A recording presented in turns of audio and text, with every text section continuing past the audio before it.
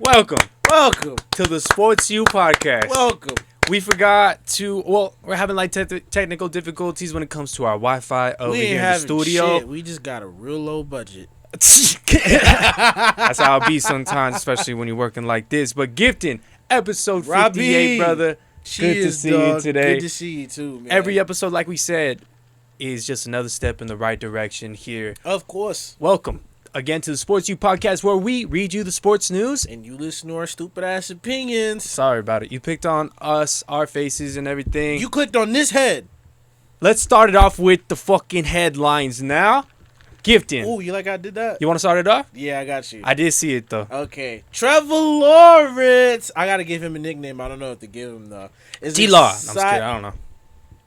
D-Dog. Nah.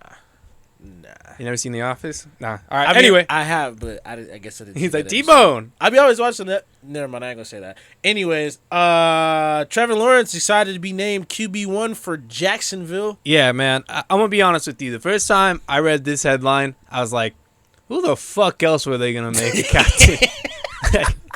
God damn! Like what?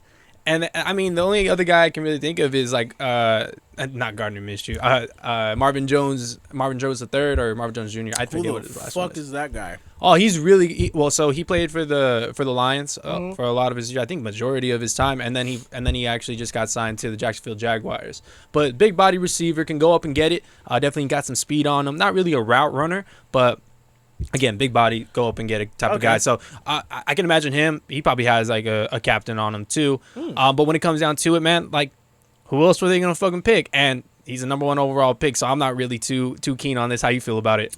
I guess I'm excited to see it because I feel like, well, I don't know. I'm still, like I said, I'm still getting my foot into the door with football. I've been watching for a couple years, but now I'm like really paying attention and stuff like that. I guess it's different to have your rookie QB as your captain, Keno. Well, I mean, you're the one who's talking about how they need to start Justin Fields and you need to just throw people out there. There's an argument nowadays. Well, that's different, though. Trevor Lawrence beat out Gardner Minshew and whoever else had. I mean, that's not too bad. That's like we said last episode, shout out Hefe. Why are we going to play the Red Rifle over Justin Fields? And I already stated my shit back in the other episode. Definitely check out episode 57 with El Jefe Aaron right there. Jefe! But yeah, I mean, here's the thing. Your teammates vote for you being the captain. Okay. So for him, as a rookie, he was voted captain. Again, who else were they going to vote for? That's my first interpretation. But again, having your peers vote for you as well, it definitely means a lot. And it just sounds like, this is the beginning of the culture that's going to happen with not only Urban Meyer, but also Trevor Lawrence. So, right. Well, let's see here, because he also said, it's a really cool feeling, especially as a younger guy, just having the support from my teammates. Really, like I said, after being named a starter and now a captain, nothing really changes. Same expectation, and now it's just time to go out there and win some games. So he has a lot of the right things around him, but, I mean, there's really low expectations. The only way that you can kind of go is up right now, right? Yeah, definitely. Because, I mean, what is Jacksonville going to do this year? Nothing. Exactly. Let's just hope that Trevor Lawrence doesn't get hurt. We'll see. It's pretty bad division. New York Yankees, Derek Jeter enshrined in the Baseball Hall of Fame. About damn I think time. It was yesterday or today. About damn time. I mean, it wasn't a matter. We don't need you, J-Lo. It wasn't a matter of if. It was a matter of when. You know what I'm saying? So when it comes to this, man, let's just talk about it real quick. So this guy. Okay. Oh, I don't even want to call this guy yet. He's a fucking legend. Legend. Over 3,000 hits. Of course, everybody knows that. I think he was like a 7-time perennial championship. So that's like basically winning the conference finals until you go into the NBA. Okay. So it's a step below. Okay. And then so they basically won pennants so that they can reach the World Series. There's 7 of them. Right. He won 5 out of 7. Oof. Right. And made historical plays during that time as well. And it was pretty funny because he was just one vote away from being unanimous vote getter. Really? As being enshrined into the Hall of Fame. Wow. How do you not vote for this guy? Like that's ridiculous. Unanimous. Derek Jeter never even got ejected from one game in his entire career. Class act, part of the Yankees, major type. His nickname is the fucking captain. Get to what do you have to say on this? I mean, well deserved for Derek Jeter, man. I didn't really grow up a major baseball fan, but like, of course, I always knew who Derek Jeter was. Because what does there mean to say? Like we already know how great this guy's been. The legacy that he leaves for the Yankees. We don't need you, J-Lo. No, I'm just kidding. Why do you keep mentioning J-Lo? He doesn't have J-Lo. He never had J-Lo. Hey. A-Rod has J-Lo, fam. Oh, man, we got to delete this part, low-key. No, you don't have to delete that. No, we got to delete that. You're just a fool. We got to delete that. You're just a fool. As a fool. It's a weekend. Anyway, but yeah. Damn, I can't believe I messed that up, You just bro. discredited yourself. It's all right. But we all know Derek Jeter, Yankee legend, happy that he's in the Hall of Fame. I wish it was unanimous because that's what he means to, baseball. But, of course, it has to happen. One writer who I guess is anonymous and can't wait to put out his name so that he can get all the free clout. He's anonymous right now. That's cold. And even Derek Jeter goes, thanks to the writers, Jeter said, all but one of them. That's cold. So, he's definitely waiting for that name to call out. I think it's like the same thing as Shaq, right? Just one vote away. Yeah. Terrible shit. He was one vote away from unanimous MVP. Now that I think about it. Was it unanimous MVP or Defensive Player of the Year? No, unanimous, MVP. Right. MVP. Let's go to the next one. One that you're more credible about, right? So let me ask you. DeAndre Jordan intends to sign with the Los Angeles Lakers after the trade. I think it's already happened, actually. It has. Bro. My first thing is this something or nothing? It's nothing. Nothing. It's nothing. Nothing, huh? It's DJ. It's nothing. If you had to pick between the two, or if you kind of can make a comparison. What two? I'm gonna name them right now. Okay. Andre Drummond or DeAndre Jordan. DeAndre Jordan. Who do you think is going to be a better fit? You know what I mean? Because you already seen Andre Drummond, and now you're going to see DeAndre Jordan. Do you see him making a big splash into anything? I mean, on the Nets, he averaged 7.5 and 7.5 points and 7.5 rebounds for the season. Here's the thing, DJ's just there riding the bench, bro. They just signed him so nobody else could sign him. Really? Yeah, but when Dwight Howard got picked up. Was everybody just saying, oh, yeah, he's going to ride the bench, right? But then Dwight Howard's going to play. No, but he rejuvenated his whole career when he was there, right? Yes. They were just expecting him to be the same thing as DeAndre Jordan is right now, right? Frank Vogel got some up to sleep. Now, I was the one who posted about Andre Drummond and saying he's going to play like Roy Hibbert, like Vogel had. Of all people to name. Hold up. But he's going to, like I said, he was going to play like Roy Hibbert in the playoffs when he was playing against the Heat, right? He's going to be the Roy Hibbert there. But no, that totally failed, especially when he was mocking Jamison Crowder during that span, and then they got basically swept. Gentlemen sweep after that. But let's go to this much. For Detroit, the Nets traded DeAndre Jordan to Detroit. Right. Detroit received 4 second-round picks. Yeah, that's crazy. On a rebuilding team that already kind of has their main pieces. That they're not really proven yet, but they have some pieces. We don't know if they're main pieces, though. Like Jeremy Grant, extend that man. Everybody else they just gave him a 5-year contract. You can't extend him. Did they? That was literally the first year last year. I thought he was still on like his 3-year though. No. Oh, okay. They literally gave him a max contract. Oh, that's nice. Yeah, and so so he got signed. Or let me see here. I think he had a 5.78 million in a deal. So they received also cash $5 million. Yeah, cash as well. Okay. So Detroit, they just had a lot of cap, I feel like, right? They gave up a pick too, didn't they? The dude that they just drafted. No. Sudoku. No. They didn't give up nobody. No? I don't think. Oh yeah, they got two players back. They gave up. One of the dudes they drafted in like the 15th. There's some hard names. I just can't say his name, honestly. Yeah.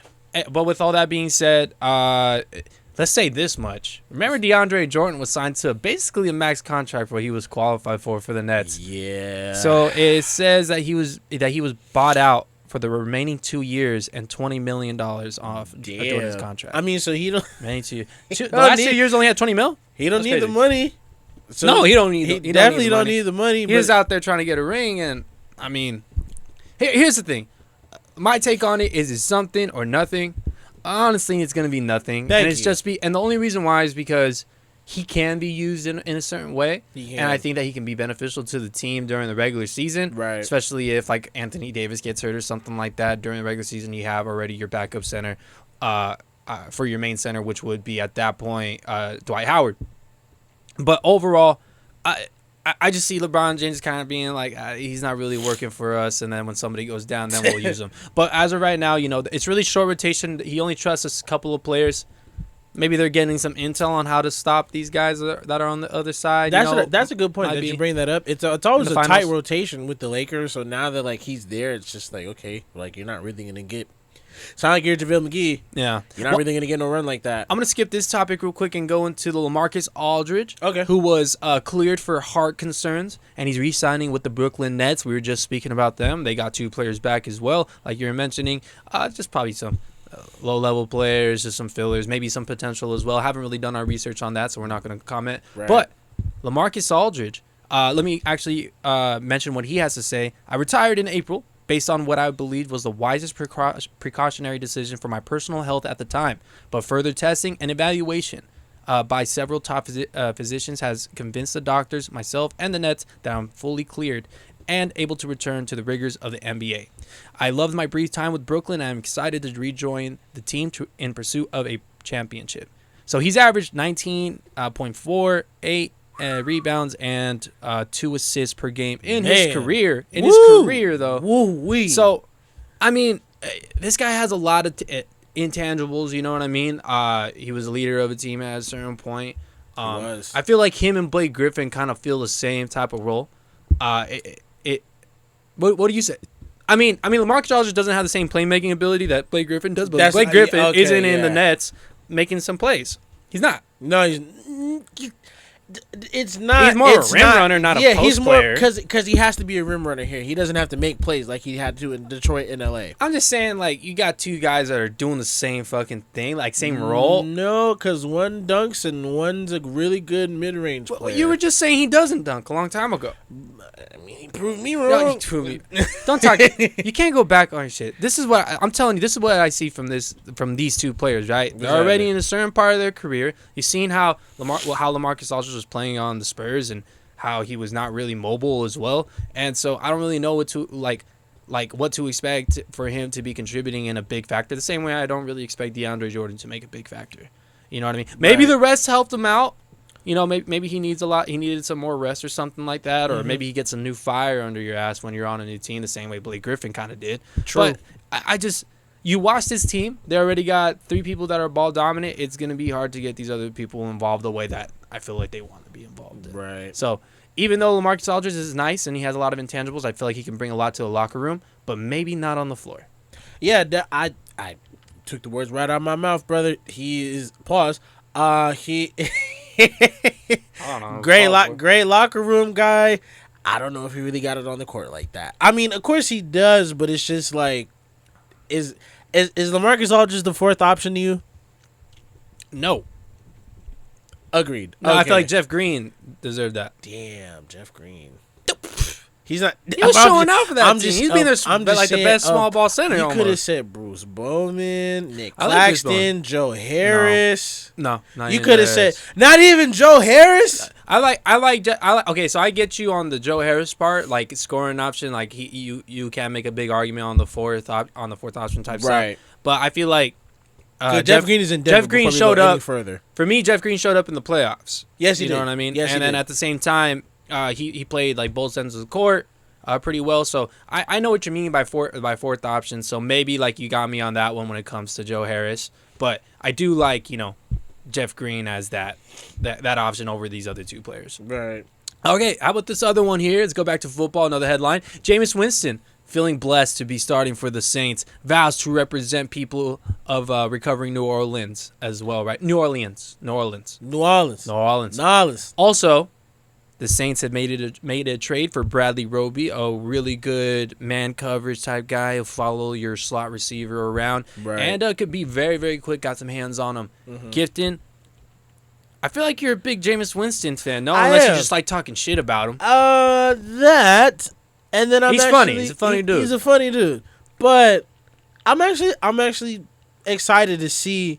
I'd rather have him than Taysom Hill, that's for sure. Oh, dude, I've been off that Taysom Hill train for so fucking long, and I'm just so happy that everybody else can see like Jameis Winston is actually the better option here. And I mean, like he has this like interception thing going. He got LASIK eye surgery. Everybody knows about that, of course.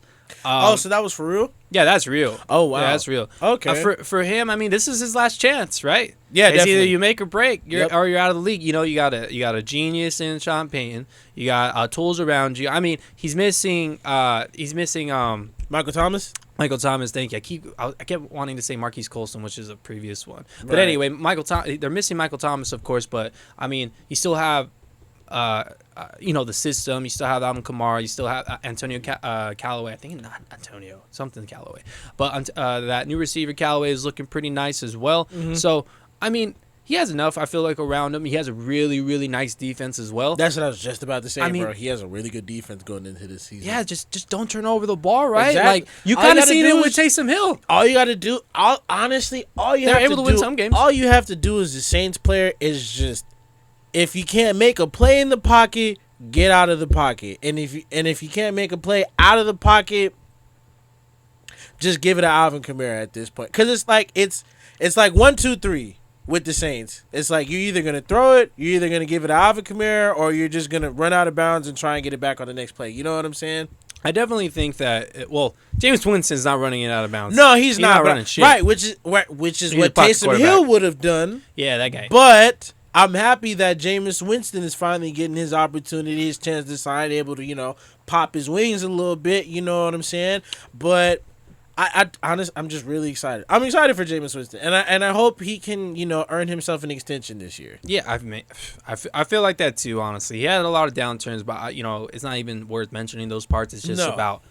I feel like he has all the tools to make it right, and it's a make or break season, man. It's either you're gonna be good, and he has all the tools to be good. Right. It's just and he has a work ethic, he has leadership, the personality, but the mentality. He doesn't necessarily have it feels like the discipline, right?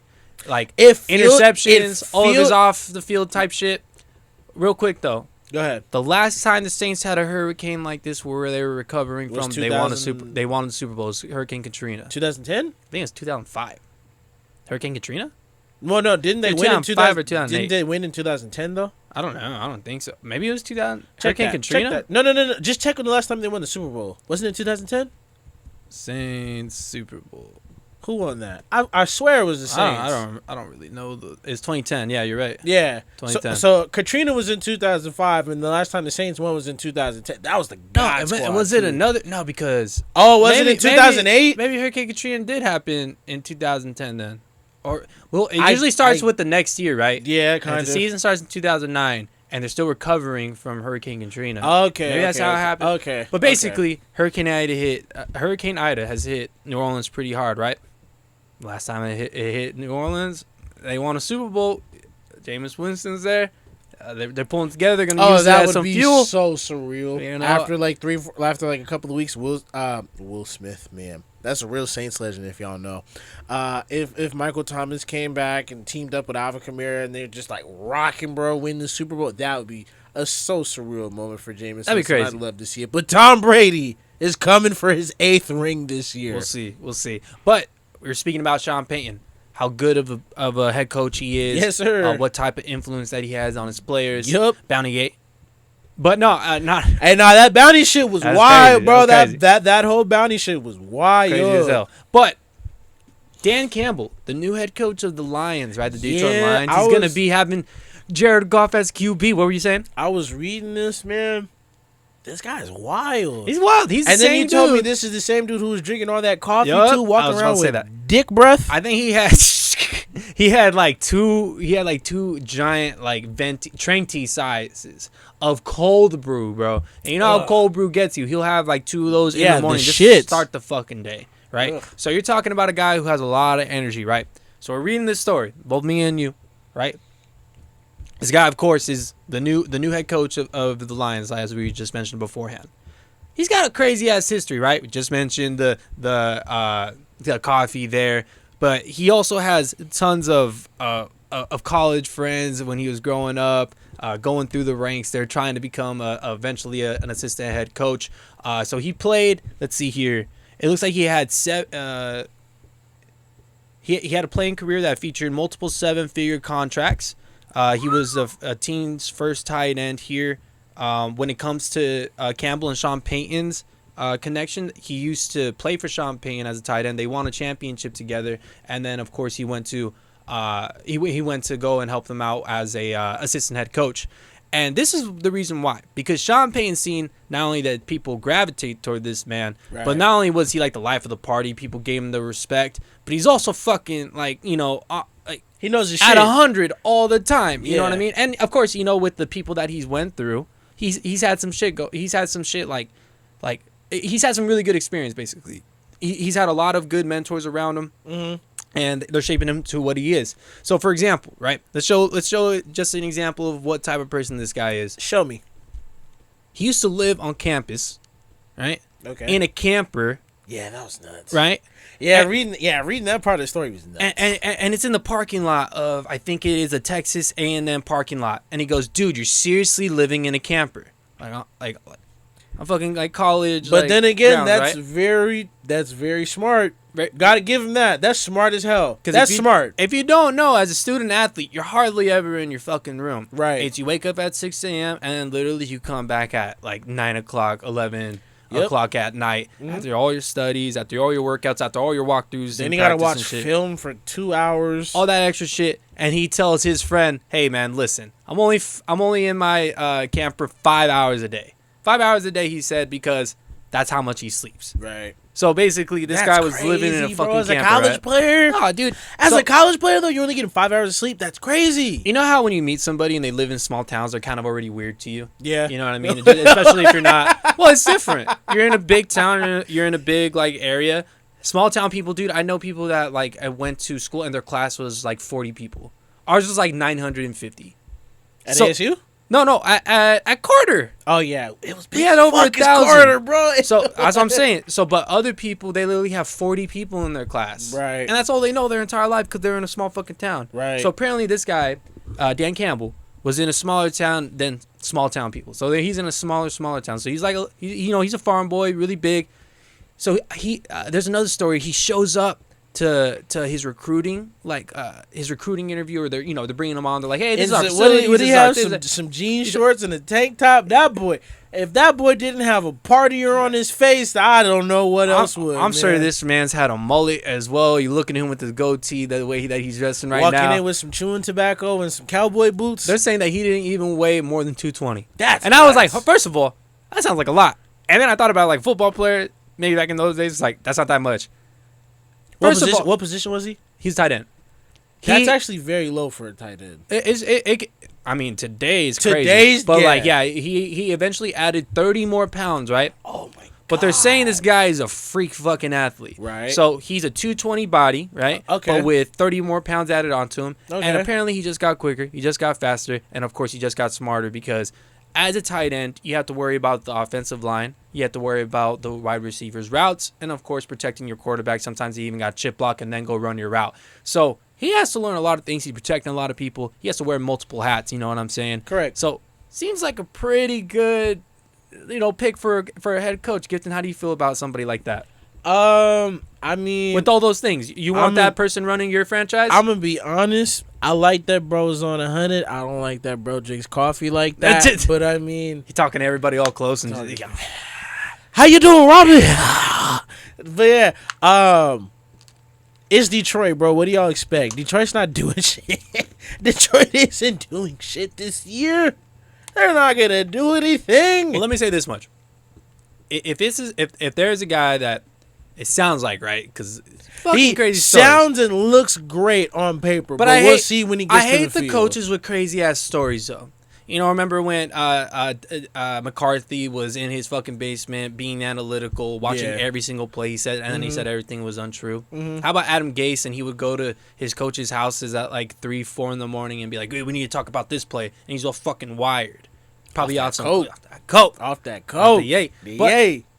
So- Doesn't Sean McVay have a coach that pulls him from the sideline because he's so into it? Well, yeah, but Sean McVay also he has a photographic. And all of his like crazy stories are always like usually positive and not weird. Bias Rams fan. Maybe, but it produces. He produces. All right, but let me say this much though too. So he worked for the Dolphins and for the Saints, right? But let me explain to you just a little bit more about what this guy's about. Right? Okay, talk to me. He's the type of guy Okay, to party all night. party. And when he does partying because he's working all the time, only 5 hours of sleep, he tells his buddies, "Hey, you boys gonna go down to bed right now? Like, only 2 more hours till the sun's up. I thought we were gonna do that. And he's having 6 a.m. beers. 6 a.m. beers, man. That's great, and bro. Then everybody would look around like, man, like, what the fuck are we doing? It's 6 a.m. now, the sun's up, and we're still drinking beers. And it's all because of Dan. A guy that can ring a lot of people, especially people that were probably, getting ready to do some finals, doing some studies. This guy can convince the best of them. Imagine the day before you have a finals. I'm like, hey, Rob, let's go get drunk. Let's go get drunk and just stare at the sunset all day. I'd be like, God damn. Count me in. You son of a bitch, I'm in. Hey, you son of a bitch. Yeah, so, I mean, this guy is just insane. He has tons of different stories. How about this one? Check this out. What's up? This one is hilarious to me. What's up? So, he's a farm boy. He has a lot of different farm activities as well. Yeah, them farm boys. This man's weird. What was he doing? Let me see here. Hold up. So, there's these calves that he was taming or something, herding some calves, right? Herding, yeah. And one of them was getting all a little crazy. These are like 150 to 200 pound calves, right? Mm-hmm. So usually every single one is really calm. He went over there and tamed it. Tell me why this he was bucking, he was kicking, and that boy pulled the lever on something, grabbed him by the horns or whatever he had at that moment, man, and wrestled him all the way down so that he can give him his deworming and what was else? And some shots, man. So this man held down a 100 or 200 pound fucking calf so that he can go ahead and give it what it needs to get. You know what I'm saying? Right. So, like, I mean, if that ain't a man, like, I'm sure this guy got some own personal stories that are going to continue to inspire his team and shit. So we'll see what happens. And here, the same thing we were talking about Jacksonville Jaguars, right? The only way that you can go is up. Yep. So having Dan Campbell right here with all the intangibles that he has, all the crazy stories, his personality, I feel like that might be what the Lions need. Maybe he'll spruce up this Jared Goff cat who was a little bit, kind of like behind the Sean McVay. How do you feel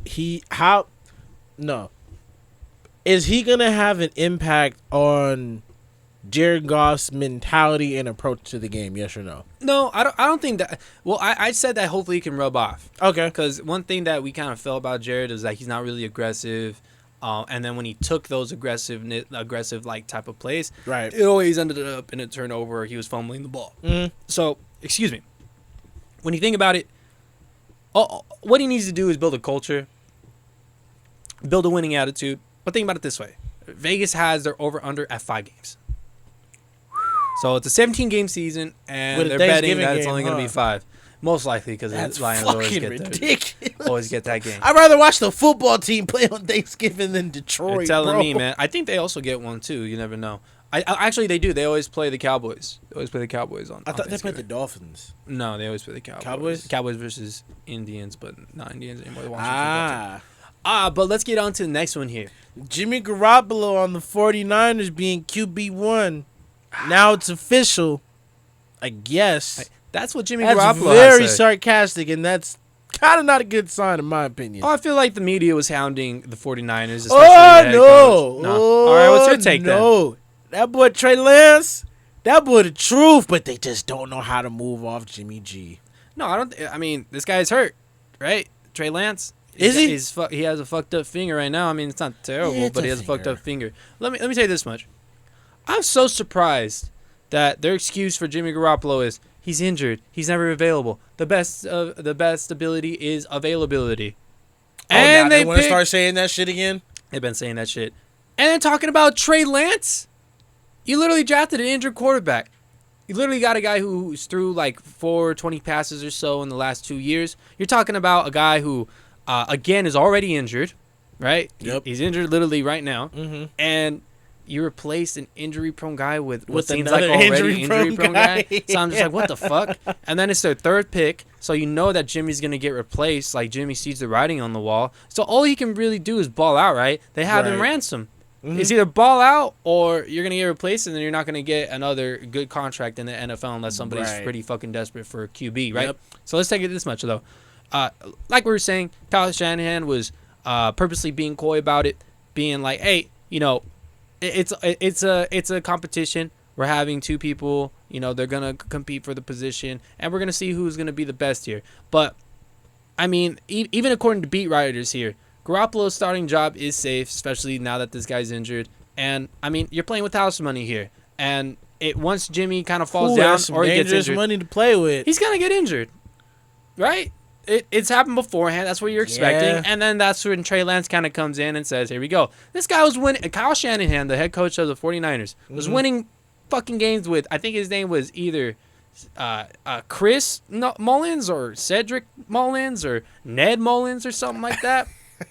But he was winning games with that man. So if he can't win games with Trey Lance or even Jimmy Garoppolo here, it's just crazy. Like, and then you have Trey Lance in workouts and in practice, zipping the ball, showing that he actually has some potential here. But you can't say anything until you actually get into the game. Right. So Kyle Shanahan has proven to not only have an eye out for quarterbacks. They paid Jimmy that big amount. They went to the Super Bowl. The only thing that he can't stay on the damn field. So now they got this new guy. Scouted it out himself, picked him, used a 3rd overall pick. I don't think they traded up for that. But no, I think they had that pick already, yeah. It's foolproof. I think they had the pick already. Because it's kind of like you can't see. They're playing with house money. That's right. All I have to say. So here's the interesting thing with San Francisco. They can't go up and they can't go down. They're kind of just stuck right here in the middle. Because who knows? They can definitely go up. Nah, not really. They had the 3rd overall pick, fool. Not with Jimmy G.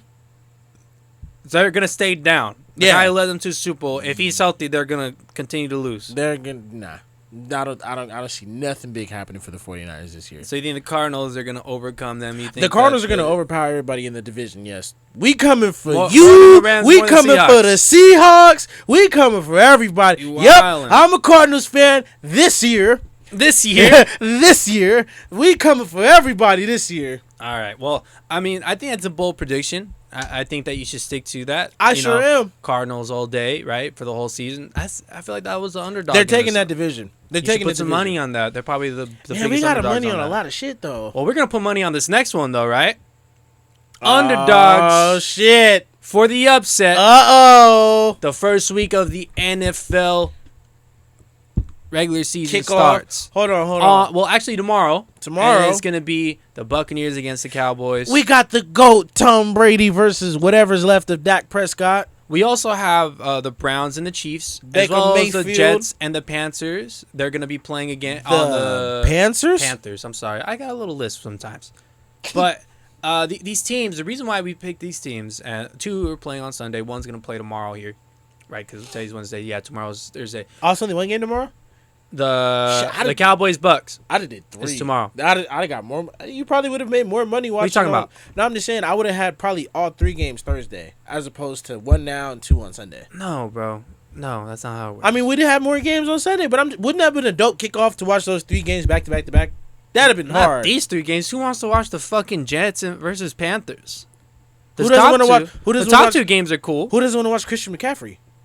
I'm not just gonna watch Christian McCaffrey though. There's so much Robbie, other things to do. Who doesn't want to watch Christian McCaffrey and Robbie Anderson? Shut the fuck up about Robbie Anderson. Whoa! Don't talk like that. Whoa! Bro, you act like he's box office. That is my receiver. Hey, who the fuck?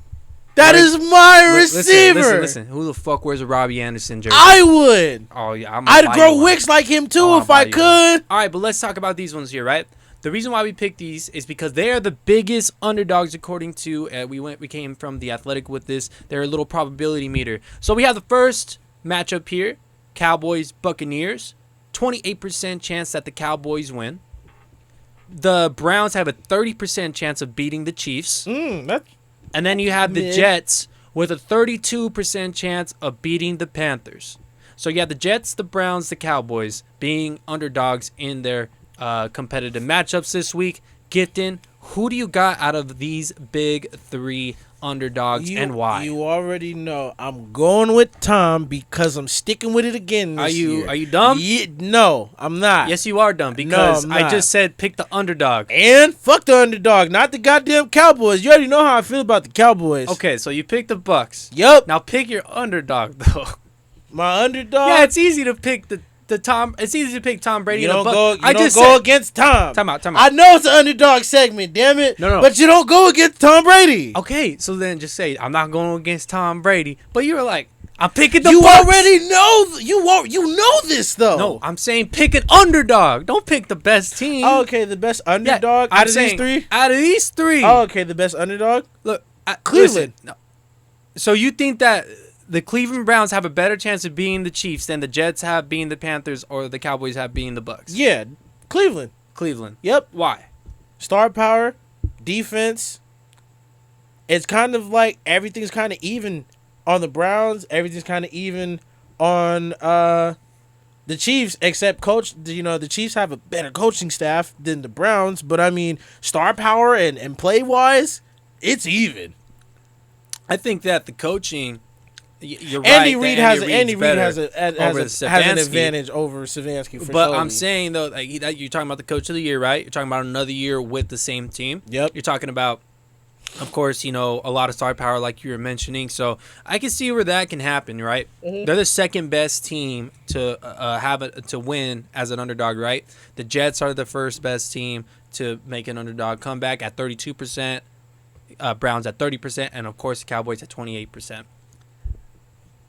I'm gonna do it. Oh, really? I'm gonna pick the Cowboys again. Ooh, wow. To win against the Buccaneers. I think that Dak Prescott has a big chip, right?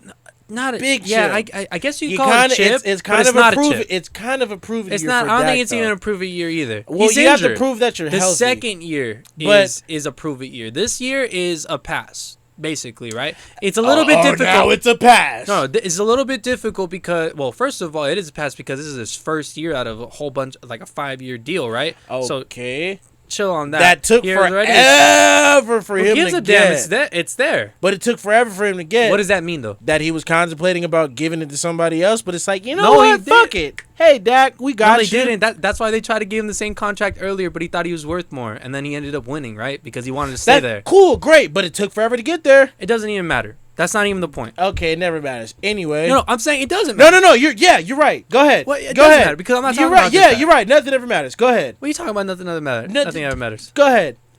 What does Dak Prescott contract got to do with anything? He barely won that, bro. He barely won that contract. He didn't barely win it. He barely got that. Bro, you're tripping right now. I guess hey, this sports you, baby. Now who's gonna replace him then? Somebody else. That's a great answer, man. Great fucking answer. Yeah, somebody else. Fucking scrub. Now let me finish my shit. Somebody. It's not a make it or break it year for Dak. He can fucking suck. No, it's not a make it or break it. I said it's a prove it year, not a make it or break it year. That's the same fucking thing. Nah, make it or break it is different. Because if you break it, that means you're done, you're cut, you're never coming back. You're tripping. Prove it year is, you have something to prove. That you can stay healthy all season. You know what I'm saying? That's the proof. This is the proof year for Dak Prescott, that he can stay healthy through a majority of the season. Your standards can be that. My standards is if you have a major injury, you have a whole year to make up for it, and then the next year after that, it's either you're a sub category of yourself or you're back to where you are, or possibly even better, because some people get better after a major injury. Now, when we get down to this part, though, I feel like Dak not necessarily has a chip on his shoulder, but wants to, like, he got a fire again. Go Do what he has been wanting to do, which is play fucking football, man. He's a big leader, and he's it's stupid to say, oh, he's a football player, but like leader, brings everybody up, trusts everybody.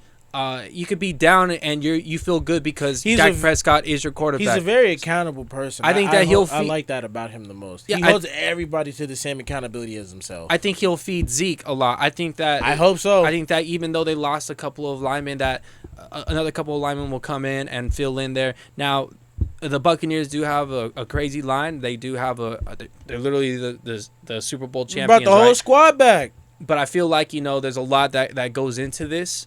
And I mean, look at it, man. They're gonna be at Tampa Bay. Mm-hmm. They have nothing to lose, and I feel like that's just a calling to say, like, the first headlines is Tom Brady dropped off a cliff right after winning a Super Bowl, and he's gonna perform really bad here. So we'll see. I think it's actually people are talking so much shit about it and talking about how it's gonna be like a 2-score game and shit. Yeah. That I think it just might be a shootout, and I agree with you that it's going to be a shootout, but you can't go against Tom, man.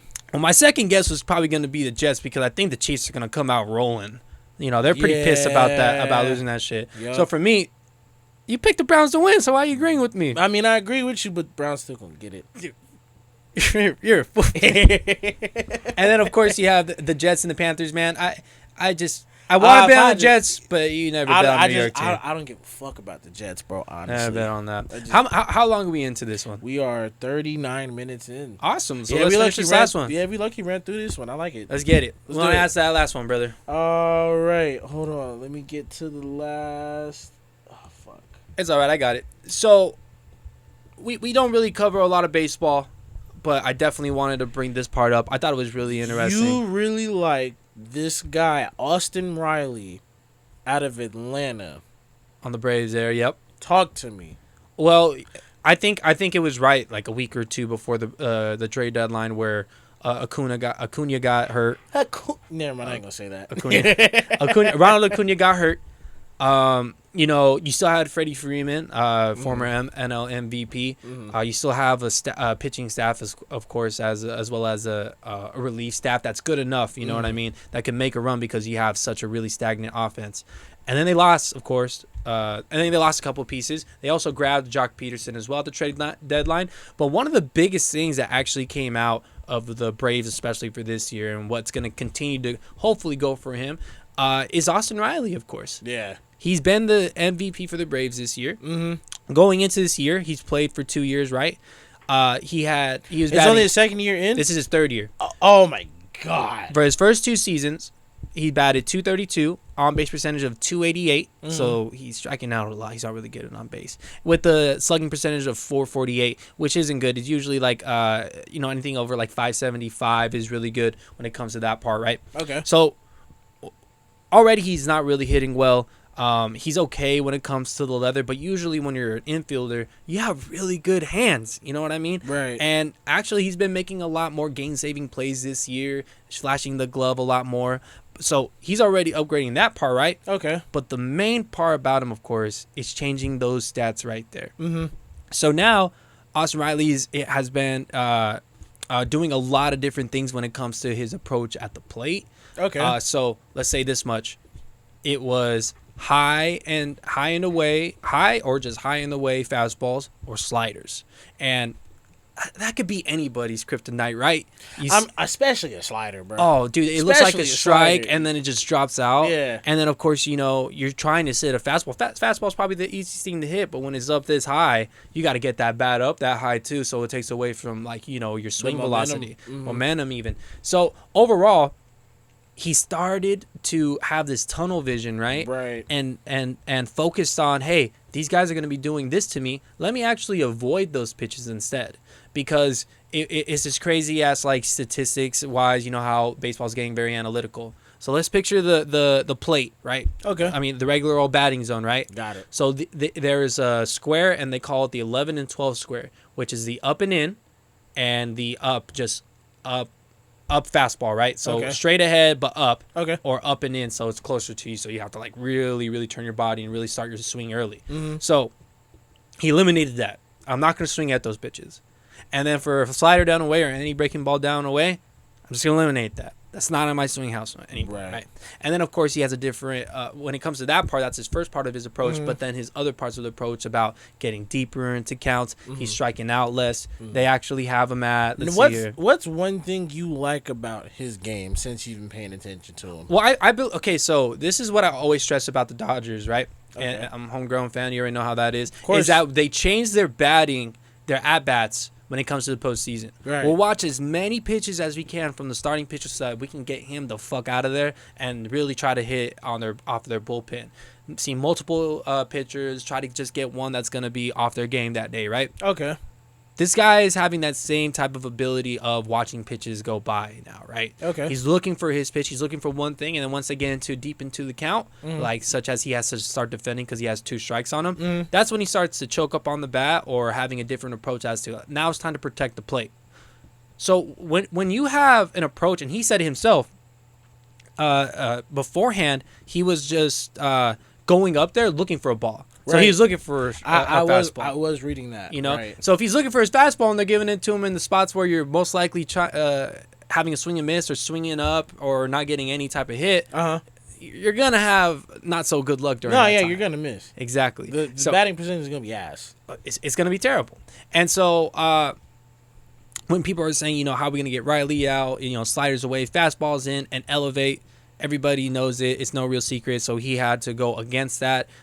He applied it, and now he's just become basically the best player on that team behind Freddie Freeman there, even though he's kind of been in a slump. He had a nice start, but then he's kind of been in a slump. Freeman is... You already know how he is, of course. But, I mean, he just overhauled his entire approach. Mm-hmm. He has a better strike and ball recognition when it comes down to it. Mm-hmm. And, I mean, think about it, man. Like, if you have the plate discipline and you have an approach going at the plate, right, and you're not swinging at the first ball, you're waiting for your pitch, you're letting them come to you, I just watched a couple bats today where the Dodgers were being really, really aggressive, and it costed us the end of the game there, right? When the momentum shifted to our side, but we were still being aggressive. Okay. Whereas we could have just waited for the ball and then waited to go ahead and do it. And it's kind of funny, right? You have to play, your style of baseball at that time. Baseball, from what I've been noticing the past 2-3 years, I've really been paying attention. Mm-hmm. Baseball is a kind of a pick your poison type of game. It's like we're either gonna be mad aggressive and try and knock everything out of the park, or we're gonna get a double here, we're gonna get a single here, we're gonna rely on the bullpen. We're gonna rely on the bullpen to get us out of a sticky situation. Yeah. Hopefully Shohei Ohtani just takes us home. Manny Machado and fucking Tatis is knocking shit out the park. Can't nobody stop. You know what I'm saying? Yeah. A lot of people have that all or nothing type of thing. Right. Again, risk reward. That's a good point. Good way to put it. The Yankees were a big part about that. I mean, Joey Gallo. A new acquisition that they got at the trade deadline. He has 5 hits out of 50 at bats, and 3 of those hits are home runs, and the other half of those at bats are strikeouts. Mm-hmm. So it's pretty crazy. Yeah. But I mean, it's there, but it's just he just got to dig a little deeper in himself. Yeah, I mean, I definitely think so too. I mean, you can't really trade his defensive awareness though. He could play all the outfield and third base, and he has a cannon, so that's pretty good. I hope him stay in the majors, but I mean. Yeah, it's a little bit of baseball. Keep an eye on Austin Riley. The Braves are going to make a real good push for the playoffs. Mm-hmm. That division's a little weird right now. Okay, one last question, and we'll wrap on this. Go ahead. NL Player of the Year? NL Player of the Year, I would have to say, and I called them for last year MVP. Okay. Didn't really work out. It was Bryce Harper. Ooh, nice. Or Tatis. But really? Tatis is on a bad team. Yeah. So is Bryce Harper. Bryce Harper's on a better team. The Phillies he's still in the Phillies, Mets, and Braves are all on the run for their division because they're all not too good. They all kind of had their little setbacks. Okay, AL Player of the Year. Because I got Shohei. MVP. Yeah, it's got to be Shohei, right? Got to be Shohei. Shohei or fuck that Shohei. Shohei Ohtani. 40+ home runs. Pitching bro. With a 2. Almost every at bat is a home run. Crazy. What? Episode 57, Gifton. 58. Awesome. 58. Fuck. It's okay, because I was fucking saying Derek Jeter was messing with A-Rod, so it's okay. It's all right. I mean, oh my God. You don't need you, J-Lo. Wow. Hey, no one needs you, J-Lo. That's going to be on a shirt or something. No one needs you, J-Lo.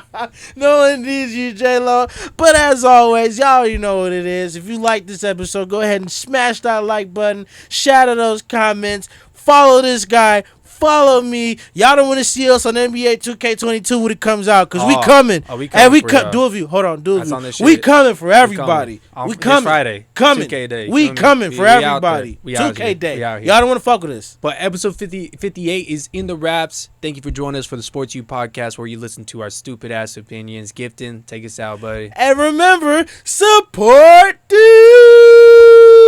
Y'all have a good night, everybody.